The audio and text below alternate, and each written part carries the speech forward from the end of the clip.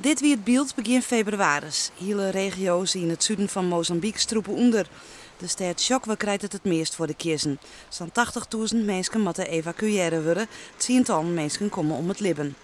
Mozambique had vaker last van oerstromings. Dat komt omdat de dieken net goed genoeg binnen. Maar desastreuze gevolgen. Zo zeg ik Anton Kuipers, diekenspecialist van het wetenschap Friesland.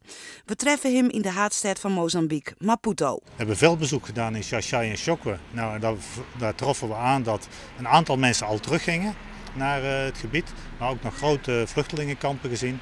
En de ravage die de overstroming gemaakt heeft, die is enorm. Er zijn hele dijkensystemen weggespoeld, stukken van wegen weggespoeld. Dus echt grote ravage, alle huizen onder water gestaan, armazijns, opslagplaatsen met rijst onder water gestaan. Weken later zitten de mensen nog in tentenkampen, omdat ze net weerom kunnen naar haar huis. Hier in de stad Xai-Xai kunnen een soort mensen nog net weerom. Gewoon huizen staan gewoon nog onder water. Bij oren rint het nog vlakbij het Hiemdel. De hulpverlening vanuit Nederland kwam wel gauw op gang. In 10 dagen tijd weer een missie. In gewerking met de Nederlandse ambassade in Maputo. En die hebben een heel gedegen studie gemaakt van wat we noemen no-regret-maatregelen. Dus onmiddellijke noodreparaties. Wat het moet kosten. Een aantal scenario's van naar wat duurder naar wat goedkoper. Maar het allerbelangrijkste is het plan opstellen van hoe in de toekomst dit kan worden voorkomen.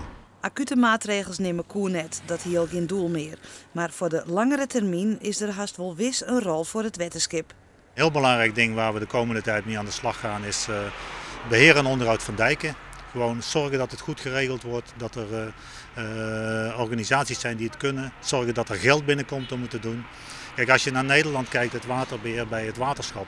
Nou betalen alle Friezen betalen aan het waterbeheer in Friesland.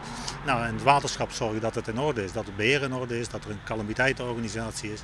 En dat hele systeem van geld ophalen om het beheer en onderhoud goed te doen, dat moet hier in Mozambique eigenlijk nog grotendeels van de grond komen. En daar kunnen we een hele belangrijke rol in spelen.